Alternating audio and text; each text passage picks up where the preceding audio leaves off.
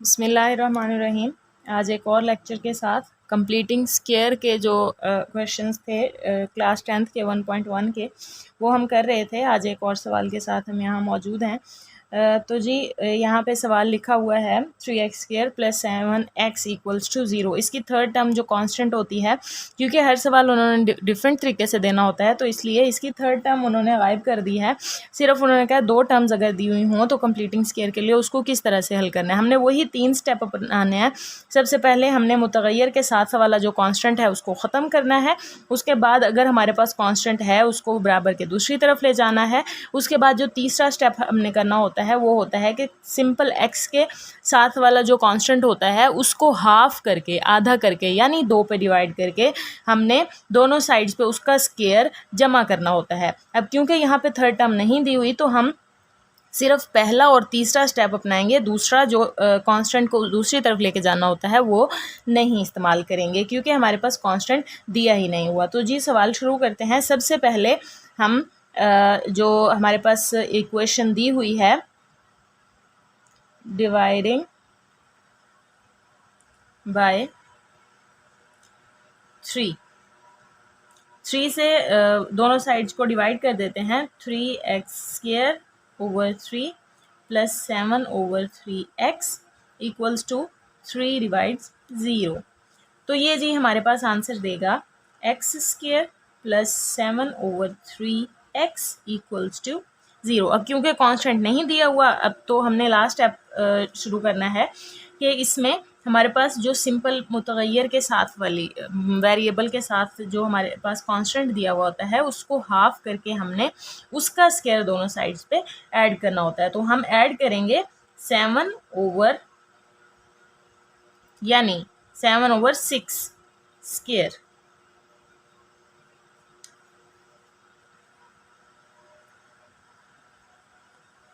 Adding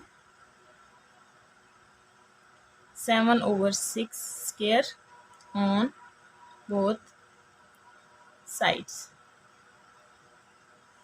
तो ये हुआ जी हमारे पास x² + 7/3x, ये वैसे का वैसे लिखा जाएगा। थर्ड टर्म में हमने लिखना है 7/6 स्क्वायर = 7/6 स्क्वायर आ जाएगा, क्योंकि 0 के साथ ऐड होकर कोई फ़र्क नहीं पड़ता, डायरेक्टली लिख दिया हमने। अब ये हमारे पास मुकम्मल मुरब्बा बन गया है, यानी x + 7/6 का स्क्वायर बन गया है। तो इसको हम x + 7/6 होल का स्क्वायर = इसको अगर हम खोल के लिख लें या ऐसे ही रहने दें, क्योंकि उस वक्त फिर हमने अलग अलग करना है इसको, 7/6 स्क्वायर। ये हुआ हमारे पास। तो जी स्टार्ट करते हैं। Taking square root on both sides. तो ये हुआ हमारे पास x + 7/3 था ना, 3 स्क्वायर रूट = 7/6 स्क्वायर रूट। क्योंकि ये पूरे का स्क्वायर था, उस वक्त हमने खोला नहीं था। ये पूरा स्क्वायर इससे कैंसिल हो जाएगा, ये पूरा स्क्वायर इससे कैंसिल हो जाएगा।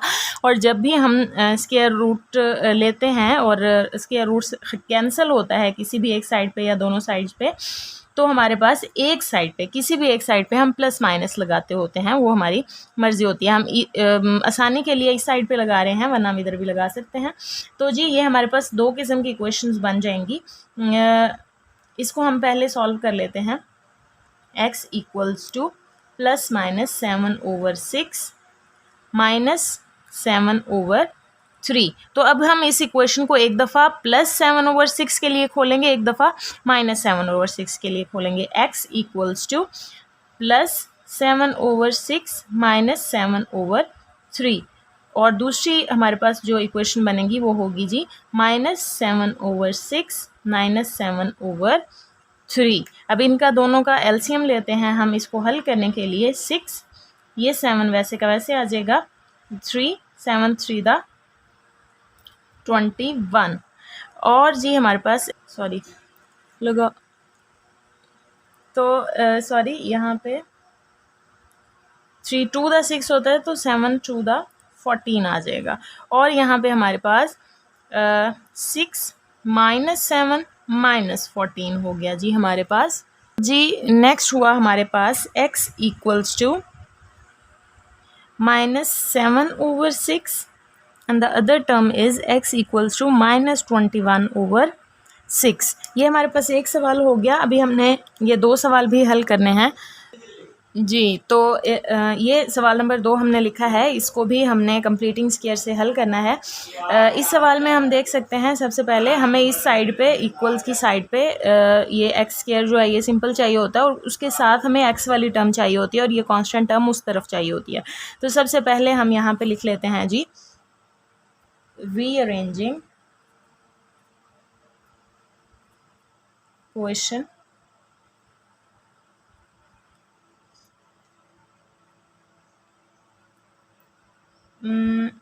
यहाँ करते हैं हम एक्स स्क्वायर, पहले ऐसे नहीं करते, एक स्टेप आपको समझ में नहीं आया शायद। तो हम पहले इसको करते हैं 15/2 equals to 7/2x plus x square, क्योंकि एक्स स्क्वायर और एक्स की टर्म हमें साथ में चाहिए होती है। अब हम इसको रीअरेंज कर लेते हैं।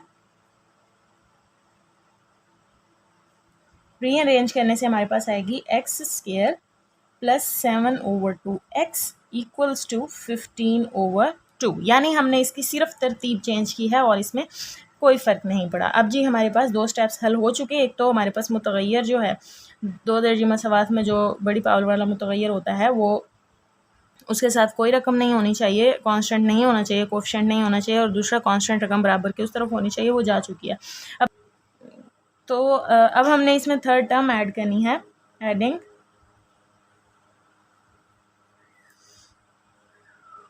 7/4 स्क्वायर, क्योंकि इसका हाफ करना होता है। 7/2 मल्टीप्लाई 2 करेंगे, 2 to the 4 होके ये स्क्वायर हो जाएगा, 4 स्क्वायर हो जाएगा ऑन बोथ साइड्स।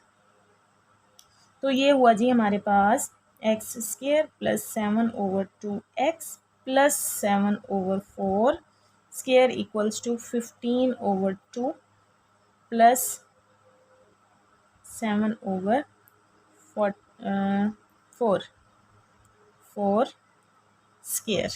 ये हुआ हमारे पास। इसको हम स्क्वायर बंद कर सकते हैं। x plus 7/4 whole square equals to 15/2 plus 49/16। ठीक है जी। अब हम राइट साइड इसको दूसरी साइड पे हल करने चलते हैं। x पहले इधर स्क्वायर रूट ले लेते हैं, taking square root on both sides. ये हुआ जी हमारे पास x plus 7/4 square equals to 16,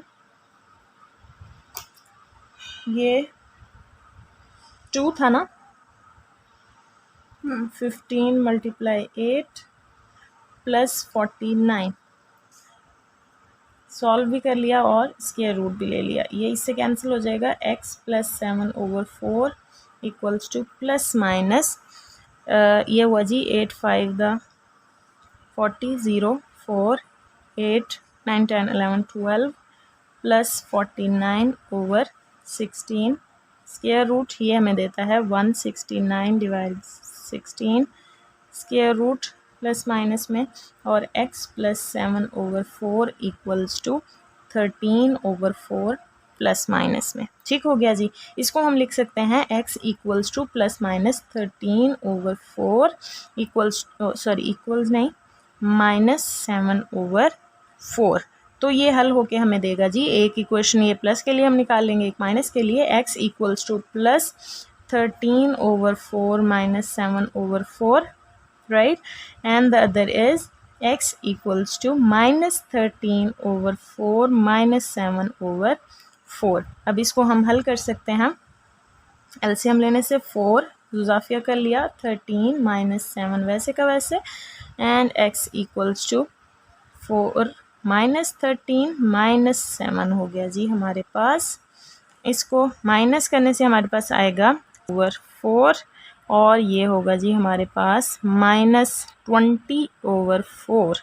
ये हमें देगा 3/2 और ये देगा हमें -5, जो कि हमारे x के दो रूट्स निकल आएंगे हैं, जो कि इस इक्वेशन को सेटिस्फाई करेंगे। x equals to 3/2 and x equals to -5 which is our final answer। जी तो इसको सॉल्व करते हैं हम। 4 equals to 3x² plus 5/3x plus 1 plus 8/3x plus 1। ये बटा वाली दोनों रकमें थी, इनको हमने इस साइड पे कर लिया है और अब इनको हम सॉल्व करते हैं सिंप्लीफाई करने के लिए। 3x प्लस 1 आप ही रुको ना। 5 प्लस 8, इसको बहुत शौक है आने का। 3x² plus 5 8 9 10 11 12 13 over 3x plus 1 equals to 4। अब इसको हम इधर मल्टीप्लाई कर लेते हैं। 4 multiply 3x plus 1 equals to 3x² plus 13।